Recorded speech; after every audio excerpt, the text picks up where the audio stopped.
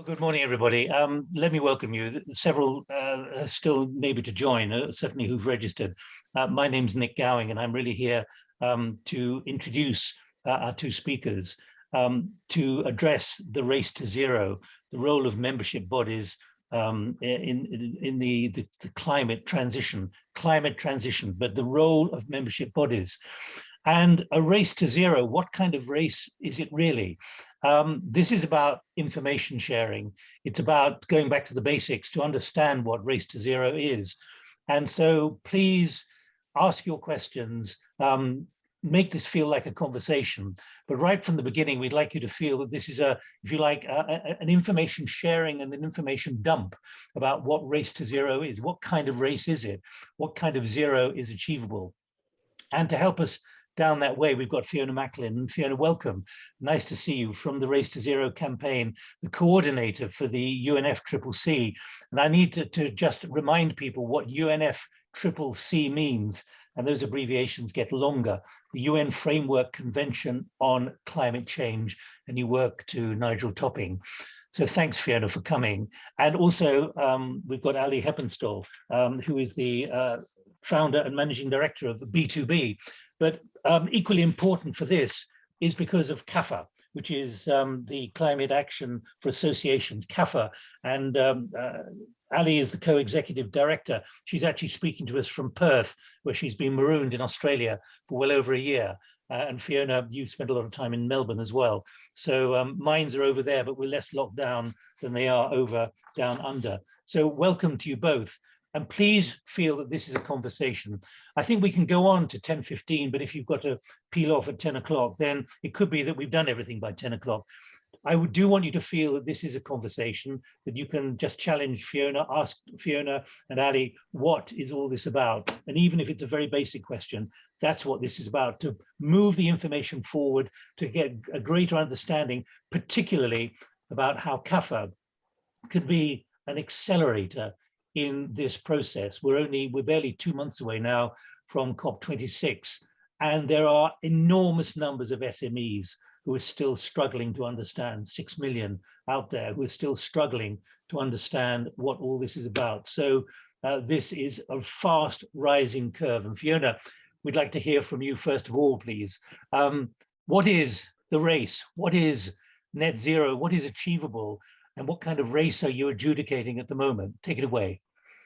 Thank you so much, Nick. It's absolutely brilliant to be a real privilege to be working with Annie and yourself and the whole team at CAFA, and really, really important, I think, moving forward. So thank you so much for having me, and lovely to see you all joining us this morning. Really echo Nick's comments. Please interrupt, ask, challenge, really, really open to this discussion, and looking forward to seeing where we get to over the course of the next hour or so.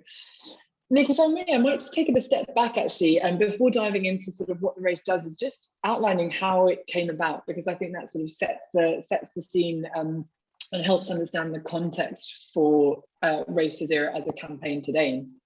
So, as Nick mentioned, it is run and led by the UN High-Level Climate Action Champions. Quite a title, but these two men. This year we have Gonzalo Munoz, who was appointed by the Chilean COP presidency from last year, and Nigel Topping from the UK this year, as we are the hosts of COP. The role of champions was actually created back in Paris in COP21, when national governments agreed together that there was no way they could race to a zero carbon world just themselves. They really needed what we call these non-state actors, so cities, regions, companies, universities, all the rest of the global economy to join them in this race. And so the Champions mandate was really to rally non-state actors to decarbonize as well, and also to bridge that gap between national governments and non-state actors. So each year since Paris, since 2015, we've had two champions doing just that. Well, this year, Nigel and Gonzalo have really taken it to the next level, and they boosted a big team called the Climate Champions team. And as part of their mandate to meet that challenge of rallying non-state actors, they launched this campaign, Race to Zero. So it was launched back in June last year. And really, I'd say the sort of main purpose is twofold. One is to to create an umbrella. It's not a new initiative, it's not a new coalition, it's an umbrella campaign to bring together existing leading initiatives and coalitions across the climate action ecosystem to amplify their voice, so that actually what they're doing shouts a really loud message to national governments to demonstrate that non-state actors across the world are racing, they are on board, and they are moving as fast as they can towards a better zero carbon future. At the same time, they're also, it's used as a campaign to provide that infrastructure underneath national governments as a sort of comfort that actually they can change, they can make steps forwards because they've got non-state actors putting in place the necessary infrastructure already. So it's bringing together that ecosystem of non-state actors under one umbrella to amplify all their voices. The other really important thing that Race to Zero does is create a minimum standard for what we consider a robust net zero. As Nick mentioned, it's a term that we often hear a lot about. There's been a huge proliferation of net zero targets. I was actually really shocked to see the other day that in 2017, 6% of the global economy was covered by what we call net zero targets. In 2021, that was shot up to 73%.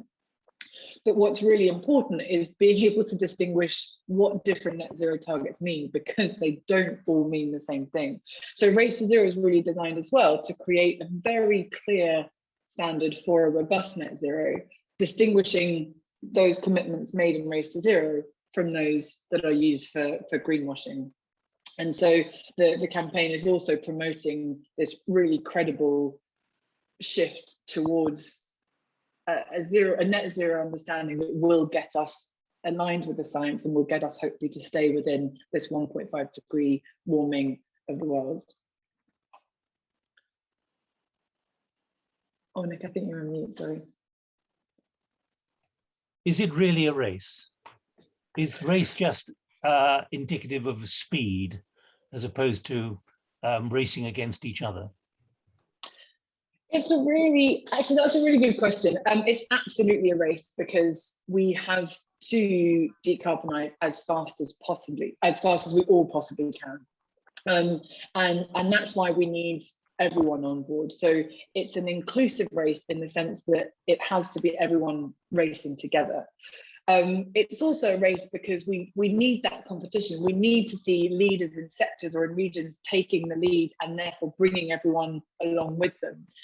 Perhaps a little bit like a peloton in cycling, where a peloton breaks off in front and everyone tries to catch them up because they can then drift behind or draft behind even, and benefit from those improvements and new step changes made. But it is a race where we need everyone we need those who can run faster to do so and help those who are running a little bit slower to follow in their footsteps. So perhaps to some extent as well, it's also a bit of an orienteering race. There are uncertainties in this race. We don't always know how to take the next step to decarbonize, but it's really important to be pushing the boundaries, to be exploring what comes next so that we can help share that knowledge with others behind. So absolutely a race, but I think one that we have to all be racing together, Nick, I'd say. Now, what we've got, Fiona, here is, I think, about 16 associations, small number, but potentially representing up to 1 million people. So what's your overall message about how they can become involved, but also why they need to be involved because of this imperative? We had John Kerry here at Kew Gardens about 3 weeks ago.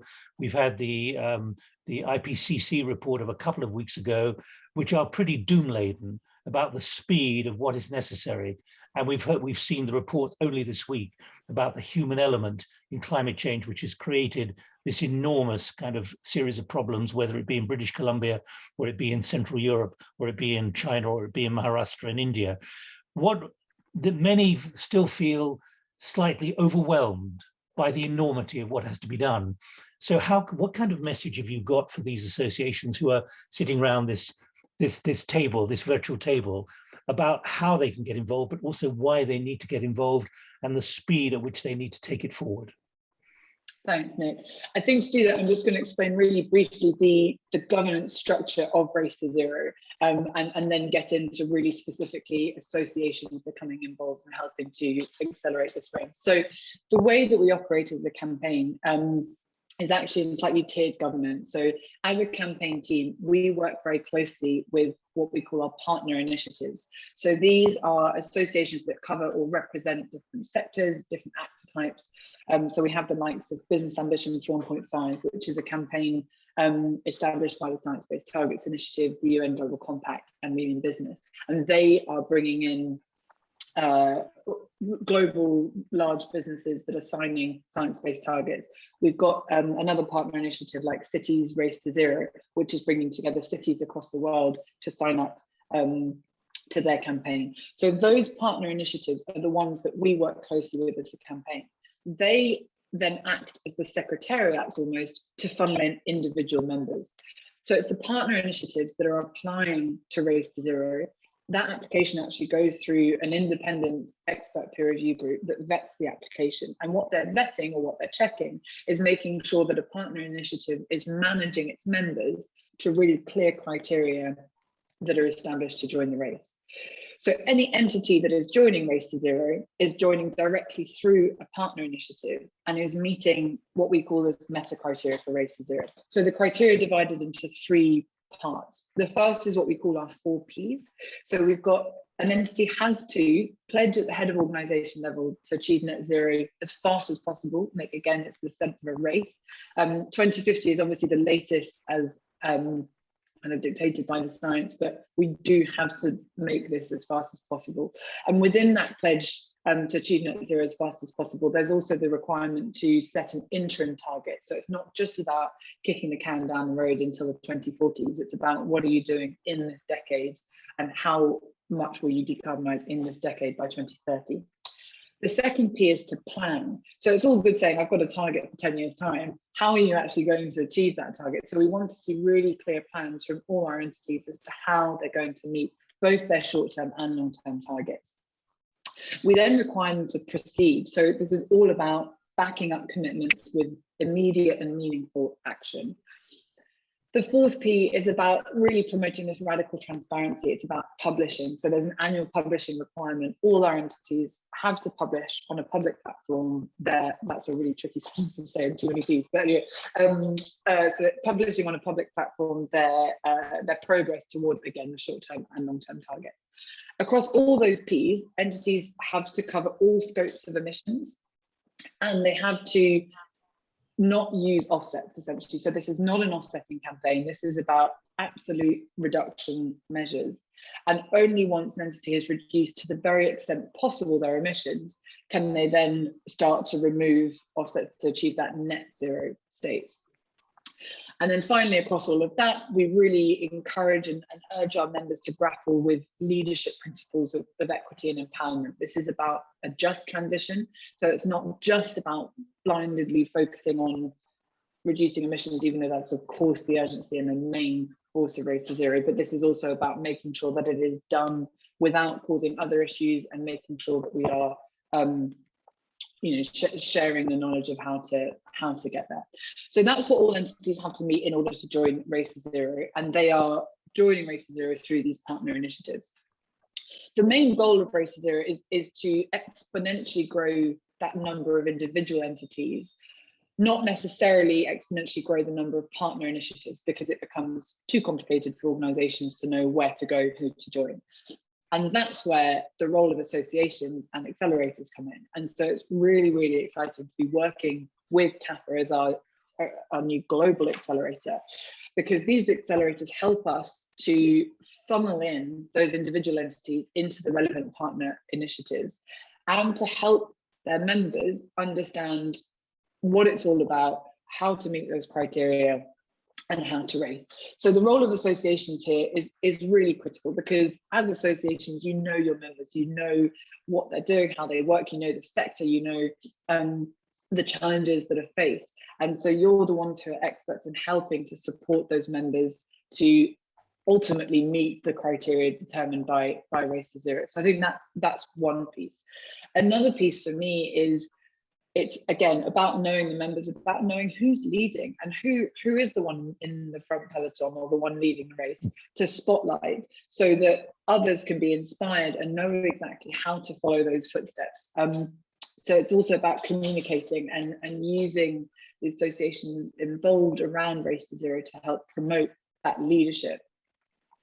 I think another I'd say an important piece for me again is with membership organizations, it's how far can we push this boundary between voluntary and more regulatory. Often that makes people feel a little bit, shocked, and it's obviously a tricky line to balance. But I think really encouraging members or creating leadership circles within associations that clearly mark those who are meeting the robust criteria for the likes of Race to Zero as a campaign is a really powerful way of instigating that internal competition in a friendly way, and lifting members up to that minimum standard to then drive forwards towards action. So those are a couple of initial thoughts, but would love to hear as well from others and from Ali on that role. Ali, just before I come to you, let me just underscore what you've just heard from Fiona, those 4 Ps: pledge,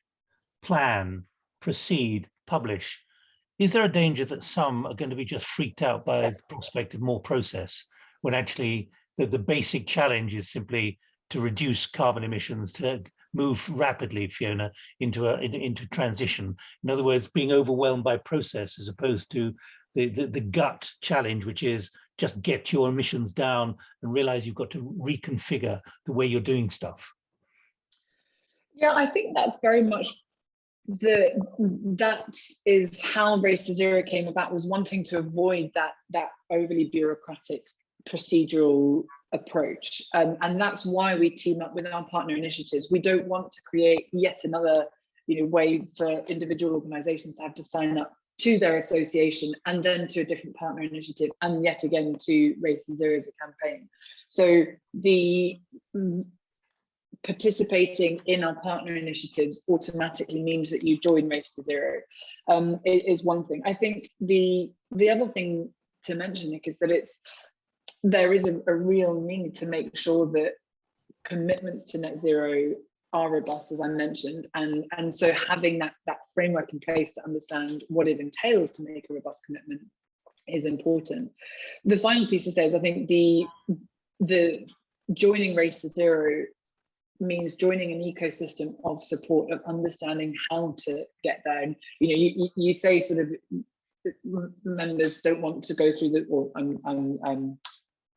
don't want to sort of attack your words, but it's not simple, obviously, to achieve net zero. So I think joining a campaign like Race to Zero to understand how to do that, how to get there, broken down into these 4 simple Ps is a very useful way to accelerate that transition. So it's really trying to avoid too much bureaucracy and procedure, but having the minimum frameworks in place to make sure that it's robust and that we're all going in the right direction.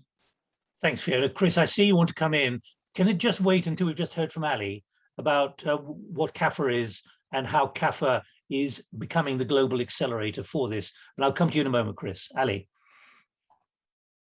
Thanks, Nick. Thanks, Fiona. That was really, really good. So I know that most people on the call are actually CAFA, Climate Action for Associations members, but we actually have a few that aren't. So I guess I'll just give a really top line for those, so not confused in any way. So Climate Action for Associations, we harness the collective power of membership and individual membership and trade associations in the acceleration to net zero. Obviously, we're really excited to have recently become a global accelerator for the Race to Zero campaign, which is fantastic. But I think it's really important to know that obviously CAFA actually supports associations, providing information, resources, guidance, learning, and events like this, and increasingly more sector-specific and industry-specific discussions to help membership organisations reduce their carbon both internally, so helping associations as businesses themselves make that transition, but also how they can reach and engage, inform, educate, and help their memberships transition as well. So we have two parts to our support mechanism. Yeah, so we're very practical in what we do. So we're actually delivering resources and information and support to help associations transition, and I guess in a robust way, so you can accelerate your own engagement with your membership and become part of the Race to Zero campaign as potential accelerators in your own right. But yeah, we're really interested in hearing from those that are on the call today around and specifically questions for Fiona. This is a really good opportunity to ask Fiona some questions around Race to Zero, because most people on the call have heard enough from me probably over the last few weeks. We've had several events. Yeah, but it's moving very fast, Ali, isn't it? There's a big pickup suddenly. Yeah. I mean, the CAFA membership is growing really quickly. Our representation is now quite enormous. So our intention is obviously to attract as many associations as possible and support them in the acceleration to net zero economy, and support them on their journey, and more offer more and more increasing practical advice and guidance to get them there. I would say we've done several breakfasts, very small breakfasts, but digital breakfasts. No one ever ate any food. But in 58 minutes, what I was very struck by actually was a realization that this is now a wake-up call, that almost all the association was sort of saying, oh my goodness, we better do something about this, because now we realize this is very important and we've got to act. Absolutely. We have no alternative. And so the momentum I can feel, as you can see, I'm organizing, I'm involved in research on people, leaders thinking the unthinkable. This is not an unthinkable, it's an unpalatable, and it's got to be confronted at very high speed. But let me, Fiona and Ali, let's pick up with Chris. Keith wants to come in as well. Several of you have not gone on Vision, so I can't see you. But if you'd like to ask a question, put up a hand, or I'll see a hand, or get a message to me. But first, Chris, then Keith. Well, thanks very much, Nick, and thanks to Fiona and Ali, as always. A very helpful input and explanation. Fiona, I think these are two questions for you, really. One was, perhaps I lost concentration for a moment. You were saying that there are really three parts to the Race to Zero governance and initiative, if you like. The first one, which was 4 Ps, I captured very clearly, and that's now embedded in the brain. The third one I took as being to avoid any unintended consequences, negative unintended consequences. And the second one became vague. I've just got a question mark in my notes. You know, when you said 3, I wrote down 1, 2, 3. I quickly populated 1. I got confused at 2, and I think I captured 3. Could I trouble you to just clarify what the other 2, apart from the 4 Ps, parts to the initiative were? And the second question, very briefly, was how many partner initiatives are there in place at the moment, and what's their distribution? And Fiona, I should say that Chris is from the British Fluid Power Association. Fiona. Yes, my apologies. I should have said that. Yes, thank you, Nick. No, at all. Thank you so much, Chris. And what I'm doing is I'm just putting in the chat a link to our criteria document so that you have that available. Happy to also send a few more documents through email. So the 3 parts of the criteria are those 4 Ps. Under those 4 Ps, and the second part, as it were, is the need to cover all scopes of emissions. So scopes 1, 2, and 3 in those targets and commitments, and as well as committing to not use offsets as part of the emissions reductions targets. So those are the scopes piece and the offsetting piece are the sort of 2 next pieces of the criteria, and then the third piece being absolutely this need to, in a way, the need to grapple with working towards all of the sustainable development goals as one, and not not creating other issues just by addressing this one. Does that answer everything, Chris? We're happy with that. Yes, and having seen the link that Fiona put through, I'll go and read the document, and I'm sure it'll all crystallise in my mind then. And then the other part, of course, very briefly, is partner initiatives. I mean, are there dozens of them? Are they all over the world, or how is that structured? Yes, we've got about 15 at the moment. Mostly global as representation, but some are region specific. So we've got one in Japan, for example, that's just focused on Japanese non-state actors. We've got a couple just focused on the UK. We've got about 5 that are specifically for companies and businesses, and then about 1 or 2 for other actor type representations. So for example, a partner initiative in the healthcare sector is Healthcare Without Harm. They're bringing in hospitals and health systems across the world. So it is a bit of a mix. To be completely honest, I think we are lacking specific regional diversity. I'd love to see in the next phase of the campaign more representation specifically from partner initiatives, for example, in Latin America or in Asia. But broadly, overall, there's good representation already. Another link that I'm just going to pop in the chat is our general overview of the campaign. And within that, on slides 10 and 11, you've got a bit of a breakdown, a decision tree of who are our partner initiatives and what types do they represent. Thanks, Fiona. Let's move on to Keith from the Food Service Equipment Association. Keith, at the breakfast we did a few weeks ago, I was very conscious of what you were saying of literally everyone who's running a kitchen has got to make very difficult decisions. They've got to be aware of the enormity, that it's a very personal thing when at the moment, many of them are struggling with just the solvency and liquidity of how they keep going. So you have some very pragmatic elements to this about how to address this transition. And then Joanne. Yeah, thank you. And in terms of our community, Nick, we're effectively the equipment suppliers into those commercial kitchens. The question I've got is really to seek some clarity, because in fact, we have a presentation tomorrow under the Race to Zero brand for cooling equipment.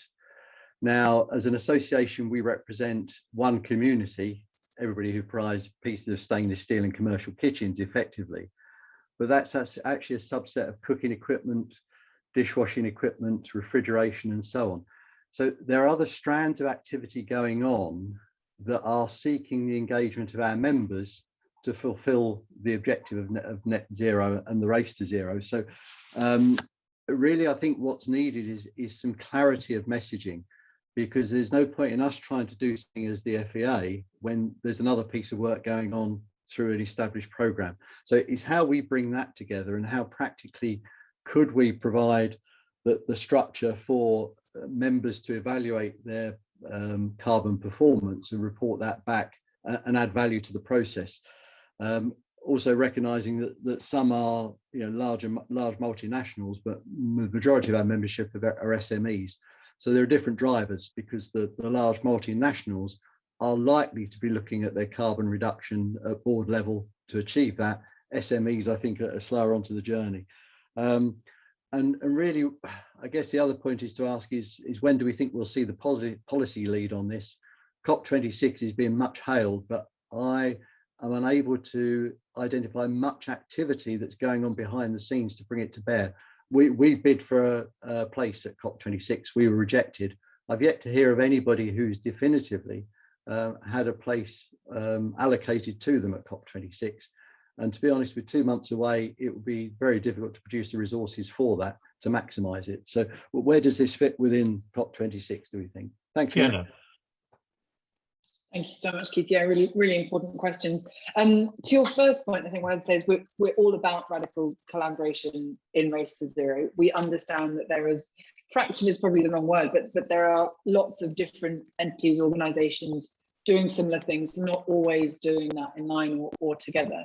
So again, back to, I guess, the purpose of Race to Zero is to create that umbrella for consistency and for an understanding of who else is doing what. So in terms of understanding who else is in the system and who else is, we're not trying to create direct competition between, for example, the Cooling Breakthrough or the Cooling Association and others. We're just trying to instead kind of make sure that we can all work together, share knowledge, share expertise, provide support where there are gaps in other associations, and all work forwards together. But on that point, it's also something that at the moment we're running a public consultation on the future of Race to Zero. We very much see November as the starting line. It doesn't all finish then, and we need to make sure that Race to Zero continues moving from strength to strength beyond November. And as part of that consultation, what we're looking for is calling on all members of the public, all associations, representatives, organisations to feedback on comments and see where they think they fit in this climate action ecosystem, so that we can encourage even more this sense of connecting dots and bringing together organisations and associations in the same space. So hopefully that's answered more or less your first part of the question. In terms of policy change, I think this is fundamental. Like I said, Race to Zero is looking to, we actually call it this ambition loop. We're looking to activate the ambition loop with national governments so that we engender policy change, and then the progress made is sort of just continues to prompt further policy change. And that said, I think on the flip side as well, historically often what happens is that legislations only change once they see that something's possible. So we need those first 5 or 10 leading actors in the space to sort of demonstrate that it's possible, and then for policy to shift. And a good sort of sectoral example is obviously the zero emission vehicles transition, and how quickly that sort of the progress and the policy changes has just continued to roll forwards as one, really accelerate the transition. I do think that that policy still though is huge and is behind, and that's where I think associations again have a really important role to play in that policy advocacy. We've got these 4 Ps as part of Race to Zero, but I think a 5th P is that policy criteria. We need to see active lobbying for climate-friendly policies, and I think that comes, that can come from within Race to Zero, but it's hugely powerful as well to come from associations, especially historically, where some associations have been actually completely the opposite and have been the ones sort of blocking that lobbying. So I think that's another piece that is really exciting to work the association themselves on, and also would be interested to hear your thoughts on that role. And then finally, I think in terms of where this sits in terms of COP, again, there's an interesting dynamic between the national governments and Race to Zero. We will continue racing as a campaign as fast as possible, bringing all non-state actors on board and taking action. Part of that will obviously be pushing as much as possible for policy change, but recognizing that we don't want to be slowed down by the lack of policy change, and therefore continuing to race and demonstrate what's possible. So I think we absolutely want to see it as an opportunity to push for policy, but we don't want to use it as an excuse to slow down what we're doing. Now, Fiona, obviously you don't speak for governments, and you can't speak for the British government and the British chair of COP26. But Keith, if I'm interpreting correctly, what you're also suggesting is that there's a feeling of exclusion, that only the big beasts can have a voice in this process.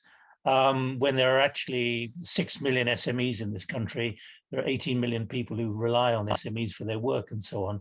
In other words, now maybe you don't want to comment on this, but this sense that if the smaller associations, smaller companies, smaller businesses have a massive contribution to make in mindsets and everything else, how does their voice get heard in a way which, according to Keith, that's simply not possible at the moment, whether you're rejected or in the process which gets there. I mean, it's a massive undertaking in Glasgow, and who knows how it's going to work.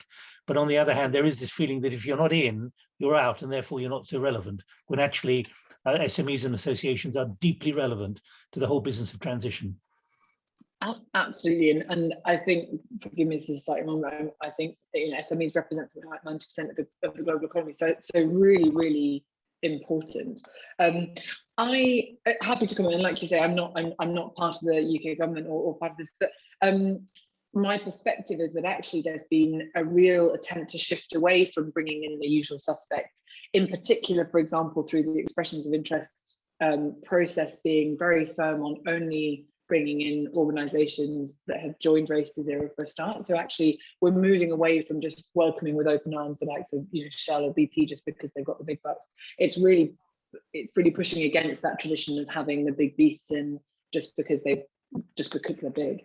And I do know that the UK government is doing a lot to involve SMEs. They've launched a campaign that's connected to the SME Climate Hub, which is one of our main partner initiatives to really rally and activate and support SMEs. It is true that I think there has been a lot of a sense of being left out of COP. My sense is that that's not at all because of what the UK presidency wants. It's much more COVID related and therefore space and actual availability of rooms at COP. So that would be my one comment.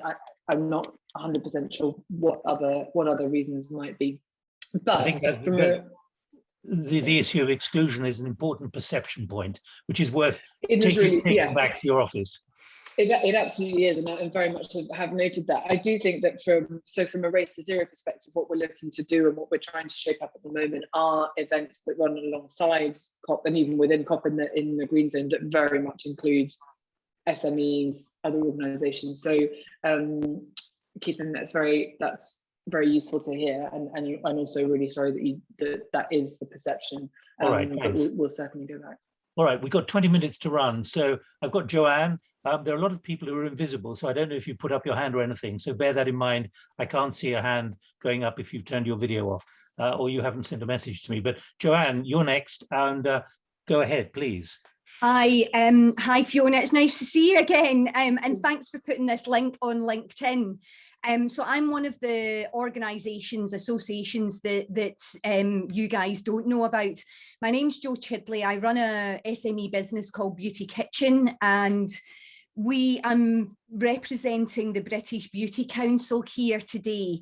That's the reason why I've come along to here, because as soon as I saw something on how do you as an association engage your members with Race to Zero, it was the first thing. So I've just moved other stuff this morning so that I can hear this. So thanks just for explanation. But I've got has it been useful so far, Jo? Oh, definitely, without a doubt.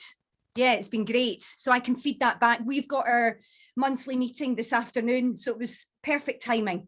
Thank you. And I'm obviously Glaswegian as well. You can probably hear that from the accent. So yeah, COP26 is very at the forefront of my mind. The first question I have is for Ali. So will CAFA help with defining what the 4 Ps need to be for different sizes of businesses? So if I think of the British Beauty Council, for example, you have, someone that runs an independent beauty salon through to somebody like Beauty Kitchen here, where we've got 16 employees, through to, large organisations like Weleda or Elemis. And I'm just trying to sort of work out, because at the moment, as an association, we haven't come out to our members to say, this is how we can help with the Race to Zero. Let's ask Ali immediately. Ali. Son. Hi, Joanne. Nice to meet you. We've Hi. never met before, so I'm thrilled that you moved your diary around this morning to join us, which is brilliant. So yeah, I'll attach in the link in the chat a link to Climate Action for Associations. You can have a look, but maybe I can show you as well at the back end the resources and the guidance that we've got. But we've actually created a practical action plan which will support you on your journey. The parts of the jigsaw that we're working on in development with is around the publishing side. So you can promote your commitments and announce them across the CAFA channels, and obviously to engage with your members, and we can help with all of those aspects. But currently CAFA is not a formal partner of the Race to Zero campaign. We're an accelerator, but it's definitely something. We're working very closely with the SME Climate Hub as well, with BASE, as well as Race to Zero. So, but we have a lot of resources and guidance and tools on climate action for associations that will definitely support the planning and the preceding part of it. The publishing, yes, we're in conversations with CDP and the Science Based Targets Initiative as well, around how to formalize the processes that we have at the back end to support, and hopefully in time we'll be able to evolve into a formal partner with the Race to Zero campaign. At the moment, we are proactively, being an activist and an accelerator for Fiona at the team at the Race to Zero, to raise awareness and to provide the sense of urgency. Joe, sorry, Ali. No, carry on, Nick.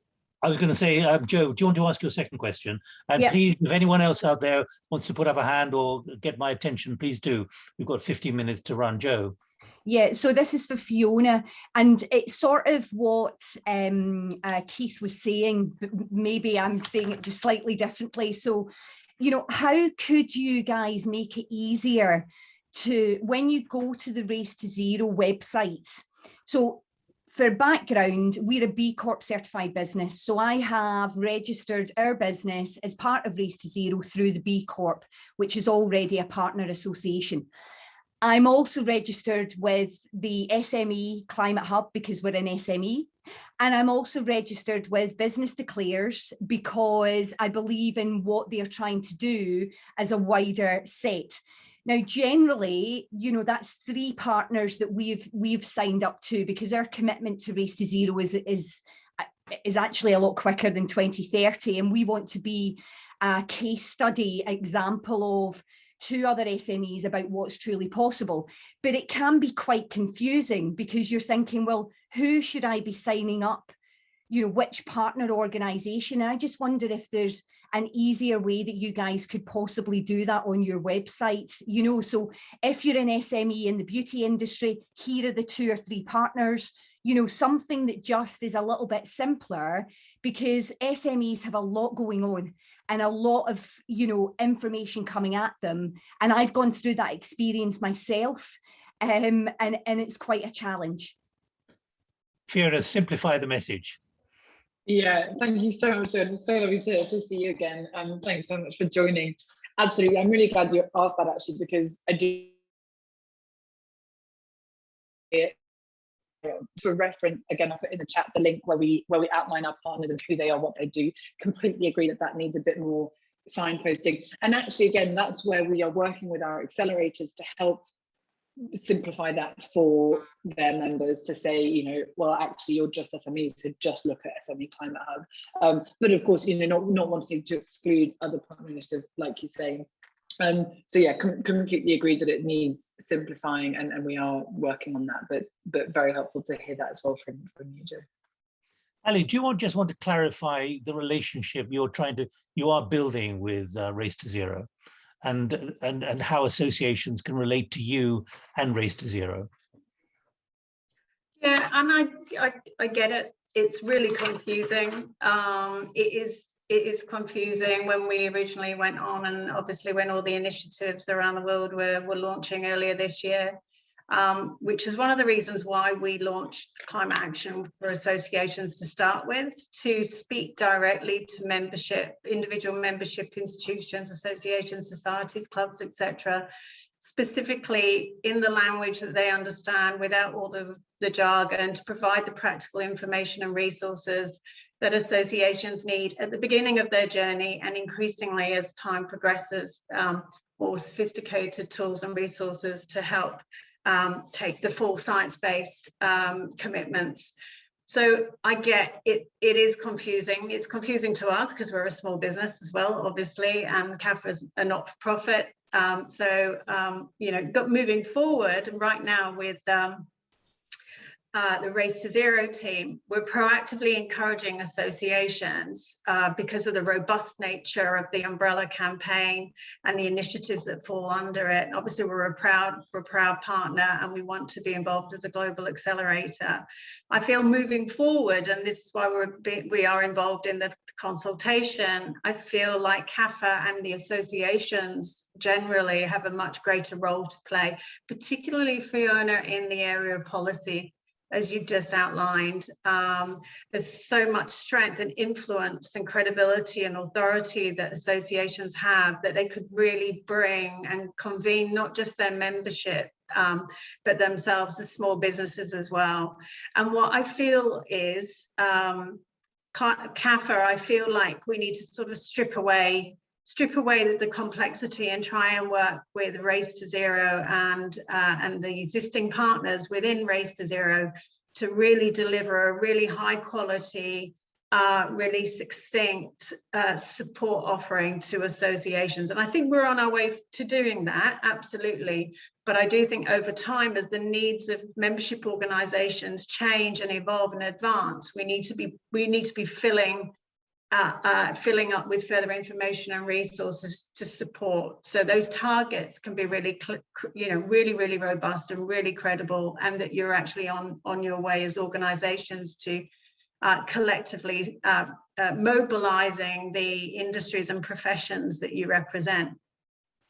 We have to do it. We can only do it if we collaborate, and we obviously need to do it really quickly. And Keith, if it makes you feel any better, we were rejected from COP as well. We didn't make it, but I feel we might do some guerrilla. We'll do some guerrilla marketing around that. We were rejected as well. Just before we come to Andrew, Fiona, do you want to pick up on that about 2 words there, 2 C's, complexity and collaboration? Yeah, if I can just really quickly as well, Nick, on the COP thing, I mean, I think just wanted to say, would be really interested to see how, from a Race to Zero perspective, we can help, either if that's amplifying communication or promoting messages in and around COP. I do think that there is a lot we can do along the boundaries of COP that doesn't have to be in the green zone or blue zone, that can be really impactful. So would love to hear from you and see how we can How do they contact you? Capacity. How do they contact you? I'll put my email in the chat. Good, yeah. Oh, sorry. What I was going to say is that we put forward the idea of having a climate action for associations hub tent, where the place where associations just could come together during COP to obviously raise awareness around what their industries and sectors are doing and the changes that are needed, and the policy shift and the systems shift. And I think working really closely with the Race to Zero team, and as Fiona said, doing a lot of amplification of message around COP would be really exciting. I think together we could all really converge around COP and make a lot of noise as associations. But I think we need to do it collectively. I think it's a really exciting opportunity. Sorry, Fiona, I know I cut over you. There may be a solution to that, Ali, but those 2 words, complexity and collaboration, Fiona. Yeah, I mean, I think they do sum it up. I think this is a complex challenge, but one that we're increasingly knowing how to address, and it's only by collaboration that we will achieve that. And I think it is crucial to break down that complexity and make it simple. It is through disseminating the message across, through associations, through the likes of CAFA, that it will become less of a complex challenge and more one that is seen as utterly beneficial in every, economically, environmentally, socially, in every sense. And I think collaboration it's about being, the best for the world rather than the best in the world. And I think that mindset shift is one that we have to start adopting together. A quick reflection before I go to Andrew. I mean, I think it's fair to say it's a tumultuous kind of process getting COP26 together, organizationally and everything. Things are not as set in concrete as people assume. There are interesting conflicts between the UK government and the Scottish government, and it's not an easy thing to get together, certainly at the moment with COVID and everything else. And I can see with half a foot in, half a foot out, that a lot is still got to be tied down. But I'm not asking you particularly to comment, Fiona, maybe just nodding your head is enough. Andrew, from the Chartered Institution of Highways and Transportation, we can see you. Hello. Hopefully a simple, sort of more factual question for Fiona. So we're a professional body rather than a trade association. So our members are individuals, mainly engineers and transport planners. So most of the kind of pledges and plans we've got are focused on well, in the first instance, upskilling those individuals so they can play their full role. So we've got targets to get X% of the membership up to a kind of foundation level by the end of this year, and everybody by the end of the year after. So those kind of sort of targets and pledges around individuals, are they in any way relevant to Race to Zero, or are you more aimed at kind of the SME organisation type?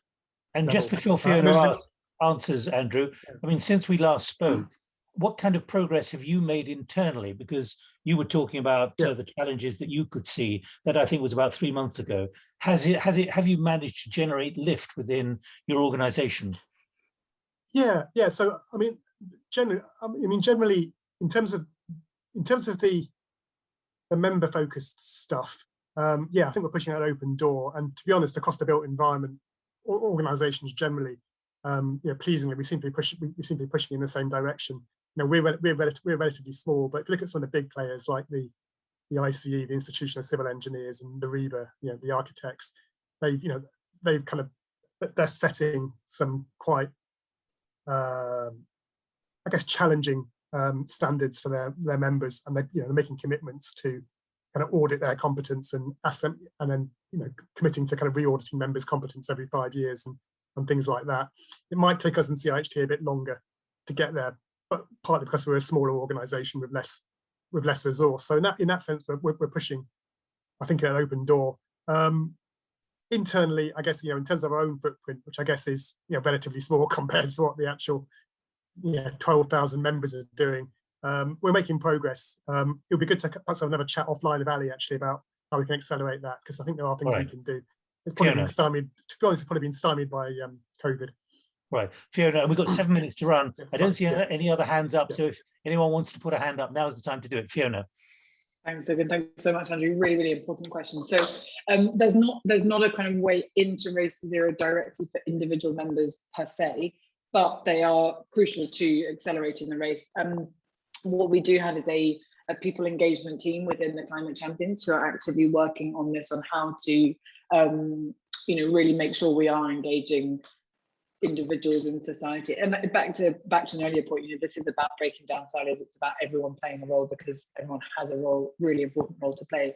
I think the one thing that I would say is that what we do look to do directly through Race to Zero is, with individuals, empower them. It's not just about consumer ask. It's not just about asking them to sort of switch light bulbs and change cars, all of which are important, but it's really empowering them to understand the political asks that make a real impact. So asking that, writing to their mayor, asking if they do have a CEO or company, something related, or just that voice to put pressure on those around them to join Race to Zero and to take action is really powerful. And actually, back to the earlier point about legislation and policy, it's by hearing multiple times people in a mayor's city that they want change, that the mayor will make change because they want the political votes. Similarly, a CEO will start responding to voices within their organisation if there are enough of them. So those political asks are really important. Andrew, I'll come back very quickly. I mean, certainly one of the things we're focusing on in our kind of efforts to upskill our members is to kind of help them make the case, help them kind of put coherent cases together. So, for instance, our members are advising local authorities on their transport strategies or their transport investment decisions. So that we need to be able to support them to make a stronger and more coherent case. So yeah, I absolutely agree with you, Fiona. I'm violently agreeing with you first thing in the morning. Anyone want to come in? Violently emboldened, encouraged, frustrated? Anyone want to come in? Chris, Jack, anyone out there who hasn't spoken yet? The floor is yours. Jack, please do. Thanks, Nick. One question is not exactly related to our conversation, but does anybody know when the net zero strategy is likely to arrive? And I should say you're from the engineering. You're from the Engineering and Machinery Alliance. I beg your pardon. I run an alliance of 10 trade associations, the Engineering and Machinery Alliance, and I think there's a lot of anticipation in this area around the government's what the UK government is going to say about net zero, and we're awaiting the strategy, and we've been waiting for it for quite a while now. It's promised in advance of COP26, I think. But I wonder, is it going to be the day before, or because I think that would be a useful launching pad for attracting people's attention, because there will hopefully be some content, there will be some profile, but it would be useful to get some sort of guide as to when it's going to appear, because we've been waiting for a while now, I think. Fiona, any smoke signals across Whitehall? I'm afraid I don't know the answer to that, and again, because I don't work within the UK government, but it's probably something that I'm able to ask around for and see if I can get any more. I think the impression is a lot seems to be constantly delayed for fine tuning. A lot of deadlines seem to have passed in the last few weeks. Anyone else want to come in? Please, Chris, do you want to come in? Chris, do you want to come in?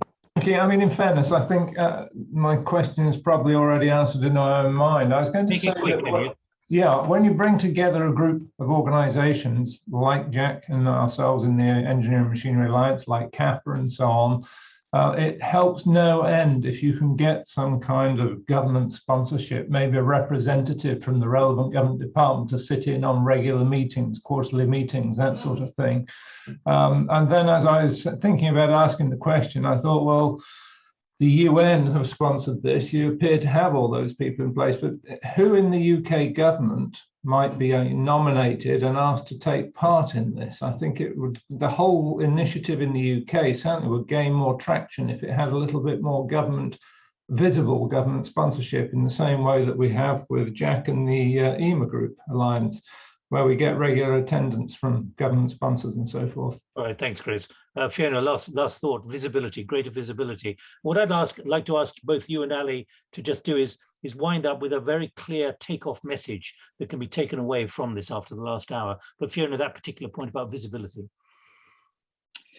Yeah, I completely agree, Chris, about the importance of that. And again, without being directly involved in the UK government, tricky to sort of pinpoint individuals. I know that Andrew Griffith, who's the UK business champion, is doing a lot with SMEs, for example. So that would be one individual that I think would be a good place to start with. All right. Anyone burning? I'm going to give you a minute if you want it. No other hands going up. Ali, why don't you just wind up with a takeaway, a real takeoff sense from this meeting? And we're delighted, Fiona, that you've managed to spare time to do this. But the message, Ali, from you for the associations and others who maybe are still waiting to sign on the dotted line. Yeah, I think it's about the confusion and complexity. What I'm taking away is that CAFA, we want to be a solution and a partner and obviously a supporter of the Race to Zero campaign, and more importantly to all associations. So I want to continue to ensure that Climate Action for Associations is actually delivering practical, simple, effective resources, and I'm really keen to convene as many associations as possible in and around, and more importantly post-COP. So it's about what's next, I think is really critical, and lead that. And just to let you know that if in case you missed it, we had an event last week where we were talking to BEIS and the SME Climate Hub representative as well. So we are trying to join all these things together, but create and communicate them back to CAFA members and associations more broadly in a simple way. We don't want to get caught up in any kind of confusion. So that was the biggest takeaway for me, I guess. And for those that aren't aware of CAFA, I've put the link in into the chat. But thank you, Nick and Fiona. It's been really, really good, really useful.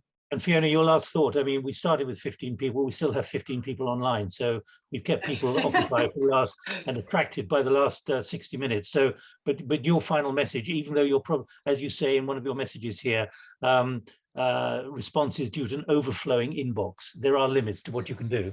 Well, no, I mean, everyone I'm sure has an overflowing inbox, and Nick, I think it's thanks to you and Ali that we still got 15 people on board. But no, I think what I'd say is, I really see this COP as the most pivotal in history, and so it's an opportunity to to really get the world on board with making the difference that we need, and that is going to happen through radical collaboration. I think associations have this really critical role to play in rallying their members, in getting them to commit to robust net zero targets, and then in taking the meaningful action and advocating for policy. So I think this role of associations is fundamental in accelerating and strengthening Race to Zero. It is with the critical mass that we will influence change, and I think we're getting there, and we need to just tip it over the balance so that we can see the policy changes, the legislative changes, and the national government stepping up as well. So I think this involvement and helping each other work together, understand what's necessary, and the simple steps to take is really important. Thanks, Fiona. Two very important phrases there: radical collaboration, not just collaboration, but radical collaboration, and critical mass. And that certainly is from our position is where we see things now moving in a way which probably 2 or 3 months ago was not even quite the case. And I think even Mark Carney and others feel that way, that there is a dramatic increase in momentum and commitment. And a final thought, if I may, Fiona, does this continue after COP26? Yes, absolutely. The race will continue. It's not about a mass start; it's about a mass finish. So we will be racing onwards. We can all join the race. Thank you very much, Fiona. Thanks, Ali, and thanks from me, and thanks everybody for sticking with us. And I think it's been a tremendously uplifting and also informative hour. So thank you all very much indeed. And let's keep the momentum going, even if it's not in the next 5 minutes. Thank you very much. Bye-bye. Thank you. So much. Thanks, everyone. Bye-bye. Bye.